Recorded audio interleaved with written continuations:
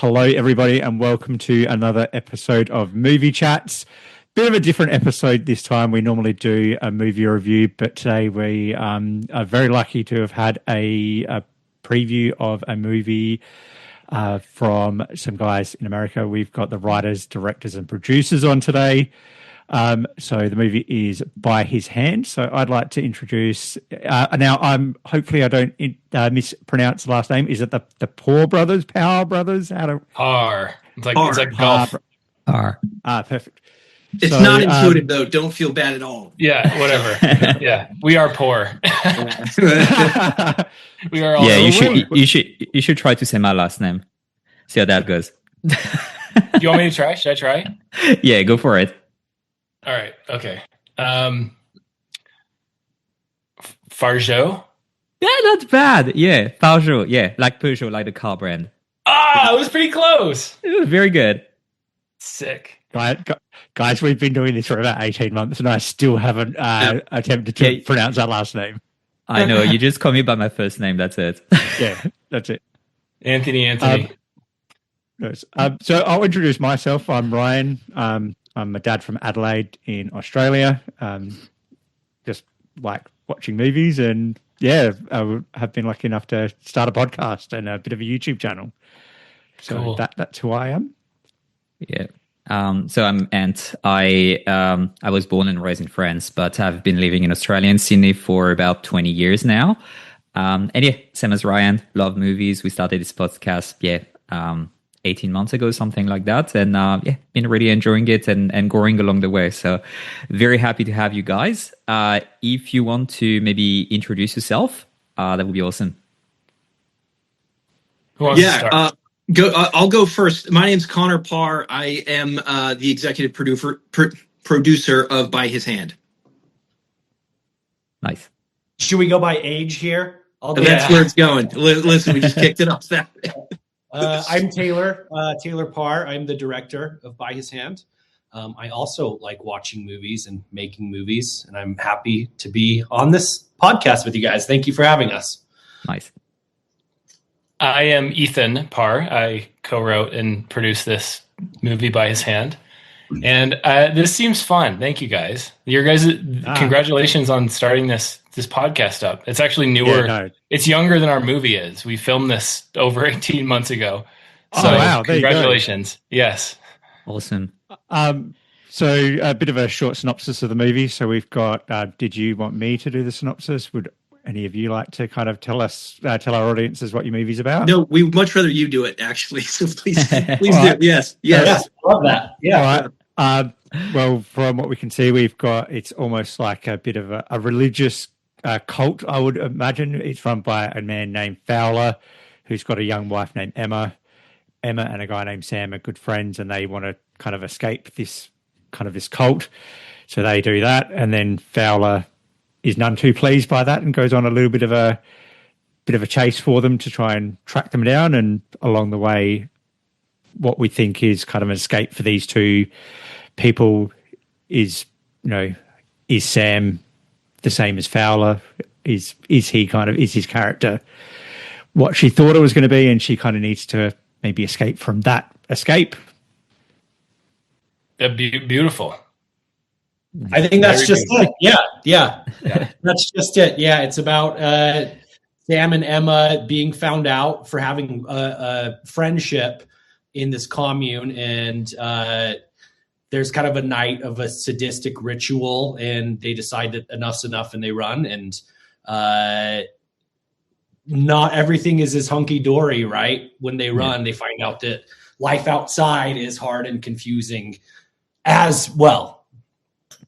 All right, so we've got a series of questions we're going to ask about the movie, if you're okay with that. So I'll go first. The question that I've got is, was Utah always the preferred state? Apparently, it's got a very high religious population. Was there anything that in this film that felt too close to home to you guys to put on the screen? Yes. I mean, we all grew up in Utah. And I've been involved in the film industry. Ethan and I have been involved in the film industry here for 12 years. It made so much sense to make this type of film in Utah. based kind of on our upbringing and just the culture and the counterculture that exists here. It couldn't have been made anywhere else. Yeah, it's a Utah movie through and through. Like I don't think you could copy and paste it and put it anywhere else. And I think it's the texture of the characters, like the texture of the cult itself. The fact that like down to the writing process, like the fact that we wrote about things that, we not head on, but we wrote about themes and, trials we went through in Utah. So it was like, it's so Utah baked. You couldn't do it anywhere else. And like Taylor said, that was kind of the goal with this. We wanted to make our Utah movie, is what Taylor has always called it. Yeah, I guess I'll just add a couple of things. In a very literal sense, right? So these guys are saying that you couldn't make it outside of Utah, and that's true from a very practical perspective. So, we Taylor and Ethan are Utah-based filmmakers, and look, this was our first shot, right? So really, we relied on the talent of a lot of local people in Utah that knew Taylor and Ethan, that trusted them, and really kind of pulled together to get this thing done. So, we really relied on the Utah Film Commission, on the folks, locations, kind of products, all the things that we needed to pull this movie together. It really doesn't happen without the Utah film community and that ecosystem in general. So not only from a kind of a story perspective, but from a logistical, just kind of production perspective, this thing doesn't happen outside of Utah. Nice. So you said that you wrapped up the movie like 18 months ago, but I think I read that you also shot the movie in 11 days or something like that. Is that correct? Yeah, that's a very, very short time frame. So I guess I'm curious about, is there any compromise that you feel that, you had to make? And if you were to do it differently, would you do anything differently? Oh, man. When we wrote this film, we kind of had a general idea of what the budget would be. And, the budget dictates how many shooting days you have, right? Yeah. So as far as compromises go, I think that we were very true to what we wrote. I mean, nice. Really, we didn't have a lot of time to shoot everything. It was very fast. But I'm confident in what we made, and I don't think that we had to make a lot of compromises because we had such a great crew and talented cast. It all worked really well for us. Nice. Now, that if the question of is there anything else I would do different, that's a whole other can of worms. I mean, obviously, I think any filmmaker would say the same thing. We shot this in November of 2023, and then we went through post in 2024. 2025 was kind of like the distribution, deliverable, all that. And what I found is, I mean, my tastes, I'm a different person. My tastes are different. So like, you're kind of like looking at the relic of something that you did years ago. And it's an interesting kind of like, it's an interesting thing to see like what your taste was like and what your decisions were. And if you stand by them or if you change anything. And I stand by most of it. I would change some stuff. But yeah, totally. So it's like, I guess to sum that up, like we wouldn't go back and change anything because we made all the decisions based on the resources and the time, the tools available. But going forward, I think we'd probably do everything differently. You know what I mean? Yeah. Looking back, no, wouldn't do anything differently. Looking forward, probably do just about everything differently. Yeah. For the second movie. That's healthy. Well said. Nice one. So we talked about it's a movie set in Utah. It's a Utah movie through and through, and you drew a lot from your upbringing and just knowing the state through and through as well. Do you think that, especially for us, for me and Rai, so obviously living in Australia, me growing up in France, do you think that there are some parts that might not fully resonate to the audience, so maybe we have missed? That's a good question. Yeah, that's an excellent question. I think, I'll take a first stab at that. Look, I think that, the setting of the film and really kind of the focus of the film. If you know anything about Mormon culture, I mean, obviously we talk about Utah, we talk about kind of it being set in Utah. If you know Mormonism, right, then there are going to be a lot of key things that you're going to kind of clue into as you watch the film. A lot of little kind of little Easter eggs maybe that kind of give away maybe what some of these cult leaders are thinking. Now, to be clear, this is not anything against the Mormon church. It's not a Mormon cult.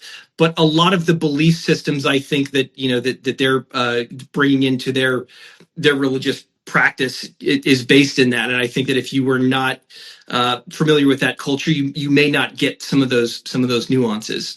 Now, having said that, I think what we hope is that a lot of the themes really translate and kind of transcend just somebody that's thinking from a strictly Mormon kind of like very, very focused lane, right? There are themes of just belief, escaping belief, right? It kind of escaping some kind of structure that's keeping you held back for whatever reason, and maybe you were born into that structure, and maybe you know nothing else, but it's just kind of that escape and finding something else and kind of being on your own. So I think yes, there are very specific Easter eggs that we're aware of that are probably there that maybe if you're not familiar with that specific culture, you may not see. However, I don't think that you're missing out on any key themes of the film. At least I would hope not. Yeah, I think, man, I love that question because it's making me think. But I think part of one of the dynamics that I love the most about the movie is the dynamic, for example, like without spoiling anything, there's a dynamic between our two main characters, Sam and Emma, as they're escaping. And it's about this idea of like, am I running away? Like I'm running away with the hero and I'm expecting this person to be the hero, and the hero, thinks they're the hero. Yeah. But, as things become complicated, and we start to see Sam slip a little in a way. Yeah. And we start to see, as you said, right, we start to see Sam slip into some Fowler-esque behaviors. And it becomes kind of this study of, like, what is a villain? Like, it's so much easier to run from a villain that's behind me than to confront the one in myself. It starts to confront a lot of questions of masculinity and like how these power structures are deeper than the name of the religion and the symbols of the religion. It can be anything that bends and twists and warps a person. Yeah. So I think it's mostly universal, hopefully. You know what I mean? Yeah. Like the kind of like the dynamics between the characters. But I don't know. I really like what Conor said too. Yeah. I mean, I think at no point did we sit down and write this for, like as an attack on Mormonism. Really what it was is, I mean, we wanted to write a universal story about, toxic masculinity and what being a good friend is, and just kind of like figuring out growing up post heavy religion.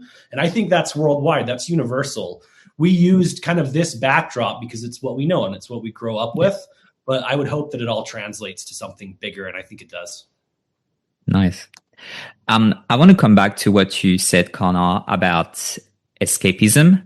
A lot of movie about cult or strict religious environments, they stop after the person goes out because this is the happy ending in air quotes.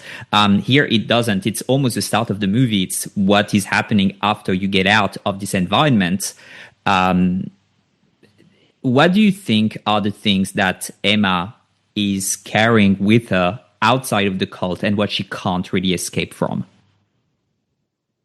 I think I'll answer that because it's very personal. It's fear and this sort of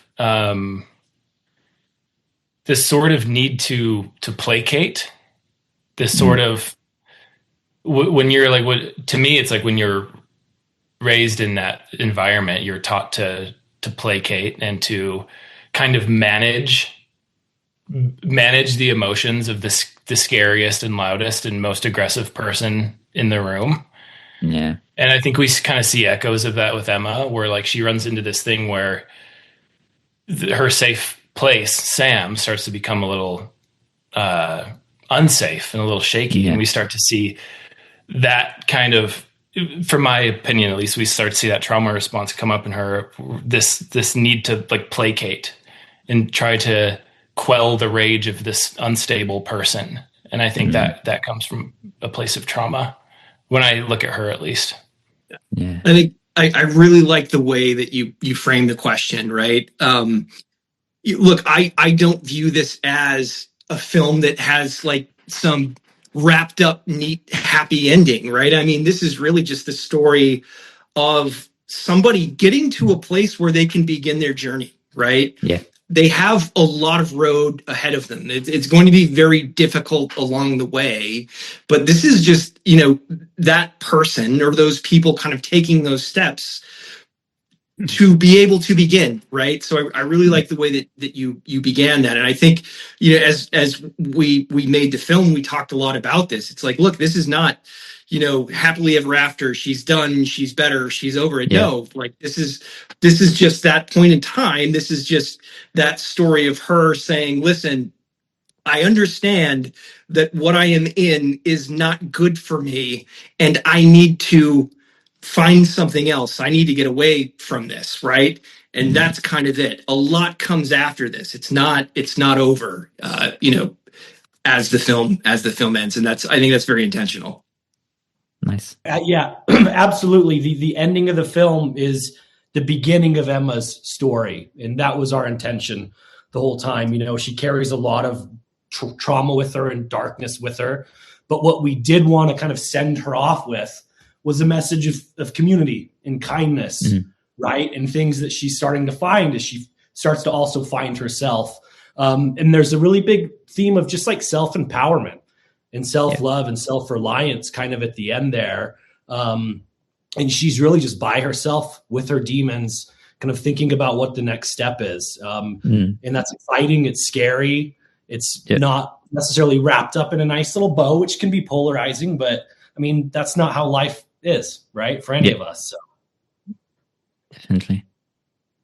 So my question comes down to the character of Fowler. So there's kind of two parts to it where you've got kind of Sam is almost, we've linked back on this previously, with Sam's almost got kind of a part of him is a part of Fowler. But did you want the audiences to kind of have a bit of sympathy for Fowler? Like that last scene of him is where he's just in this state of shock and he's walking past Emma in the car.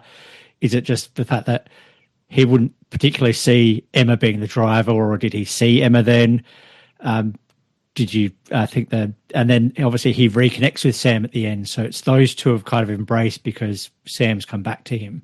Right. Before we answer that question, can you lean either to your right or to your left really quickly? Yeah, there he is. So this is Fowler. Wait, hang on. We gotta either way. Just go. There he is. There he is, Fowler. By the way, the guy who plays Fowler. There he is. How good is he? He's awesome. I love that guy. He is so scary. I love that guy. I love to talk about Fowler. I'll shout out Steve Luna, who played Fowler, who was just such a pro, man. We shot this during the SAG strike here in the U.S. Wow. So we had to rely on something called the interim agreement. And that didn't come in until really, really late. Like I'm talking 24 hours before we started shooting. So our casting director sent us a bunch of tapes, and me and Ethan were sitting in a coffee shop parking lot being like, okay, this is this guy.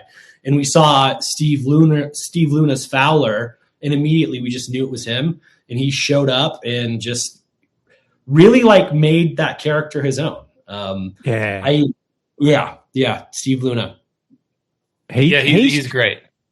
Fantastic. So did you want the audience to kind of have, because you kind of do feel a bit sorry for him by the end. You do. Because he's lost his wife and he thinks he's lost one of his best friends, and then he gets that back at the end. I'm really glad you kind of felt that and you picked up on that. What we wanted to do with Fowler was, to put it simply, it's as if he's like he starts in his element. He starts as this like very emboldened, like chest held high, like I'm a prophet, like this is my land sort of guy. He's casting judgments and he's being his charismatic self. And then as he leaves his like place of power, as he steps out into the real world, like with the real people, it's almost, I think Taylor put it this way. It's like Dracula, like leaving his castle behind. It's like the farther this weirdo, this man plunges into the real world, like the more you see that he's just kind of like ill-equipped for the modern world. He's just like a weirdo. He's just like he has no place. He's lost his source of power and he becomes a little but unhinged. And I think kind of our point with that was it interested us to see, to kind of paint like a portrait of these guys, these like cult leaders, like as kind of what they are. They're sad and broken individuals, and they have a hard time. They have a hard time assimilating to the real world, and that's what you see. And I would say as well, just my kind of quick take there. I mean, and again, not to give anything away, but if you follow Fowler's story kind of through to the end, he ends, you get the sense that this is not a well person, right? This is a mentally ill, very disturbed person. And I think one of the things that, I think about when I think is, well, this is a man with a lot of influence over a lot of people in very profound ways. So it's like, who are they listening to, right? I think that's one thing. So in terms of, the sympathy and like, I hope that, there's, people can relate to all of these characters. But I think, in terms of that food for thought, and as I kind of, began to think more about the story and love the story, I think that's one of the things that stood out to me was like, who is this person that had so much power in these people's lives? And if you look at where he ends up, I think it gives you a lot to think about. Yeah. I think I think you're right. It is. I mean, I actually haven't thought about this. It is. You kind of do feel sorry for the guy towards the end there, right? It was an intentional choice to make him just like, his veneer of power was so thin, right? And Ethan put it eloquently. The further away he gets, the more and more broken he becomes, to just being kind of like this pathetic, kind of sad thing at the end. I think just something to think about with Fowler too is in how, in relation to Sam as well, as he's not the first. There's a long line of Fowlers that come before him, right? And perhaps he's just a victim of his upbringing and his surroundings, right? Similar to how Sam could potentially be. Yeah. That leads very well into my next question. So we established that Fowler is the antagonist of the movie, or at least for most of the movie.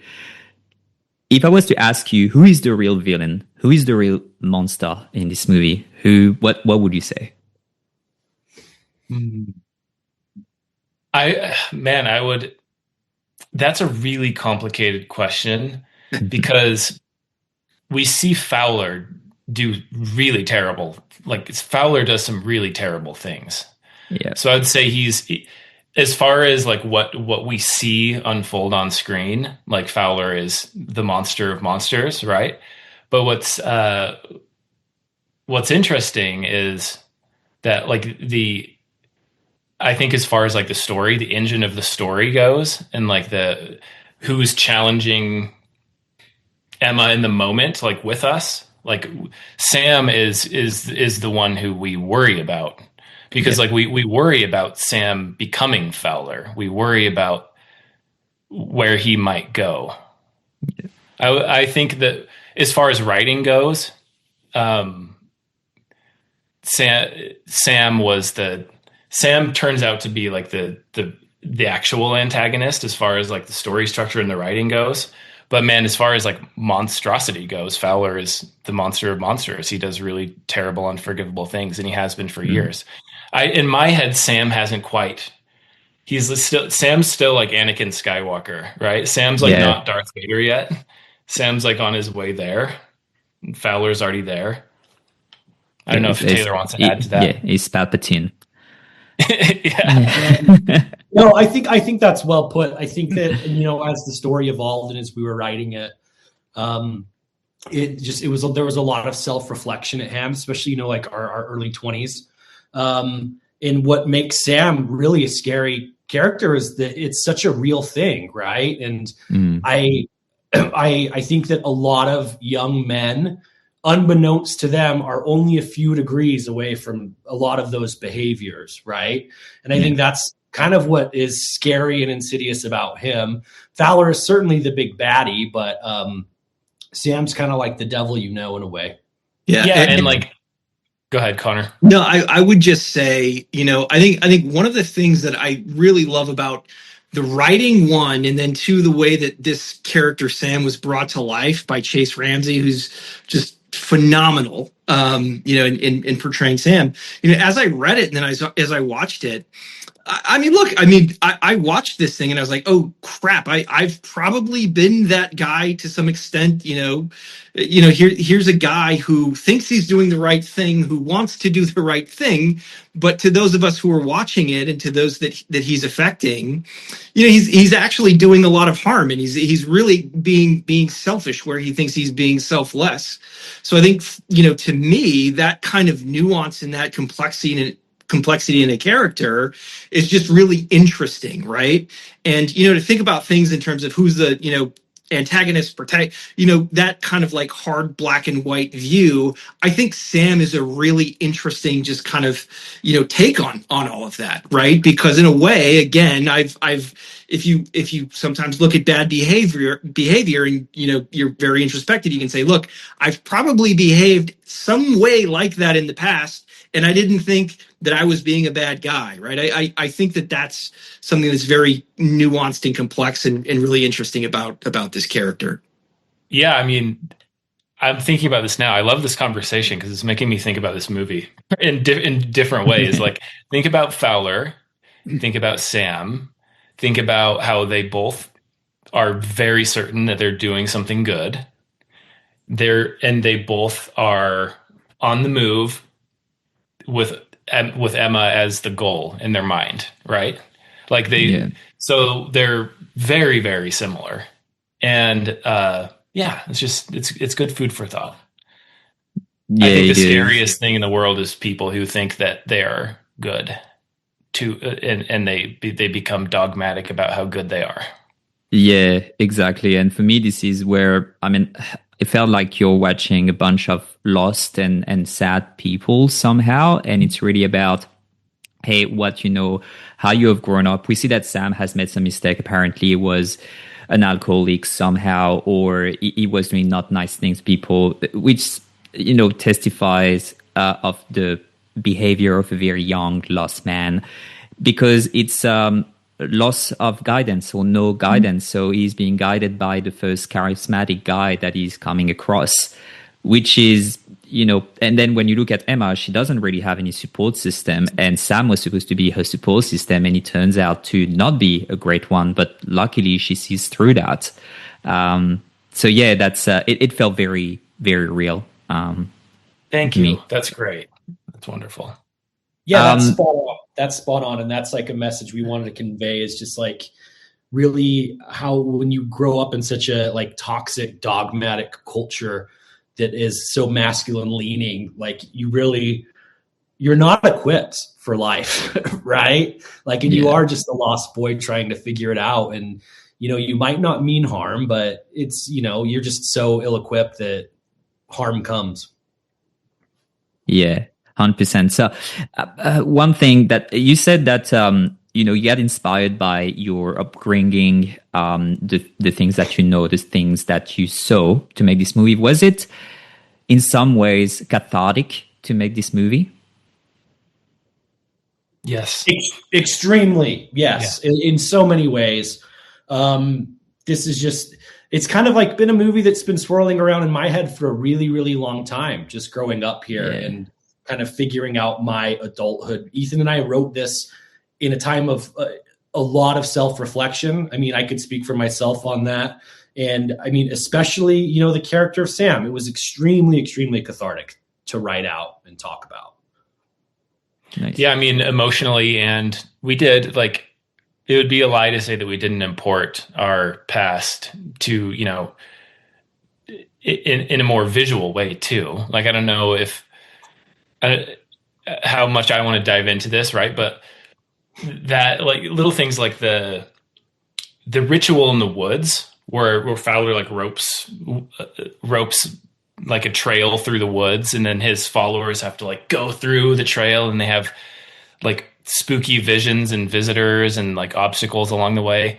That mirrors something that Connor and Taylor and I did when we were younger. Like our parents like did a version of that like in our household, where we like had they made us like the spook alley sort of thing where you follow a rope with a blindfold on, and the point is to get to the other side without going astray from the rope, and you have people who are spooking you and offering you candy, and the lesson intended is like stick to the path, stick to the iron rod, don't be swayed or led astray.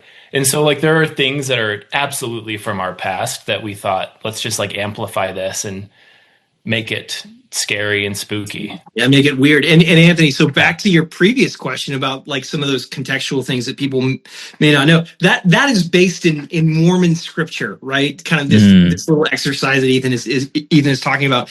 And again, maybe that's one of these things. I think if you are familiar with that, theology or that religion, you may recognize it. If not, you wouldn't, but I don't think that you lose anything. One very important clarification I have to make to something that Ethan said.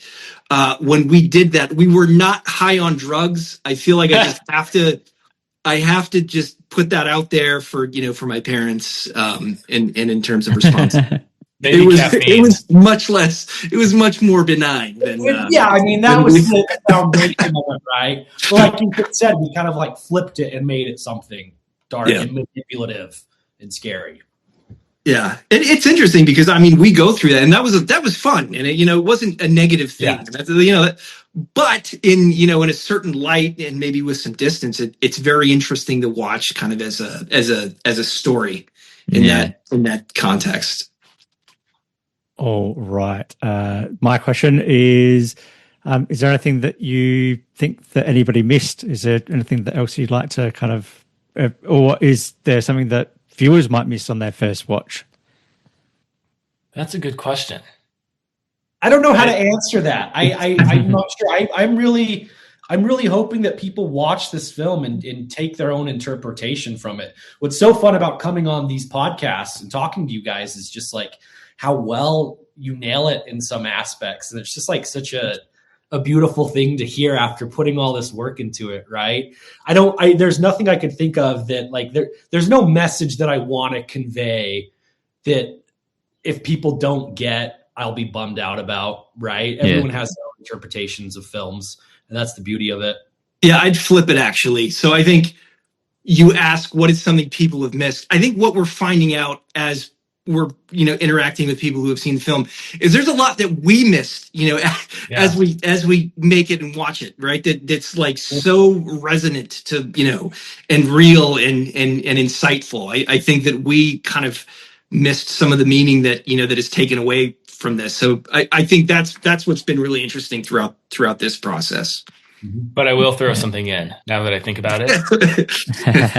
I think that I would have missed this if you at the very beginning of the movie there's the visual collage, like this kind of like dreamlike collage of images and sounds that kind of like corresponds to the rest of the movie.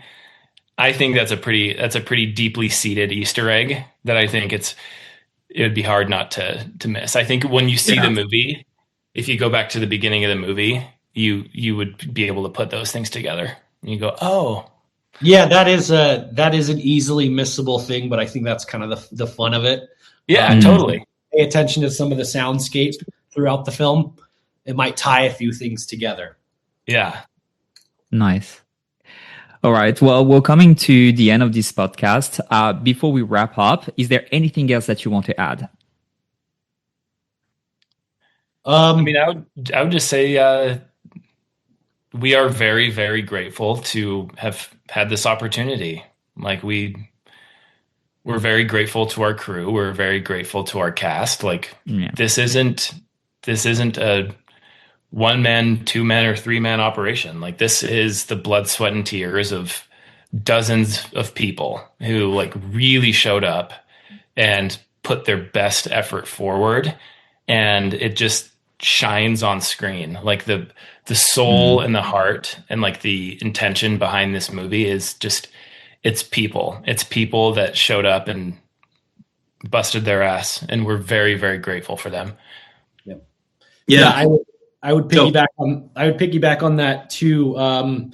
Just shouting out to the cast and crew. I mean, we punched above our weight in such a big way on this film, and I'm so grateful for it. I wish I could name the entire crew right now, but I don't think we have time for that.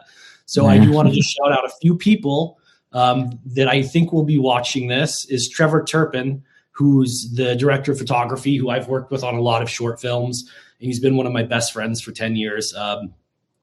I can't imagine making a movie without that guy. And then Chase and Ryan, obviously, they made those characters their own. And, we kind of just sat back and watched as it all unfold.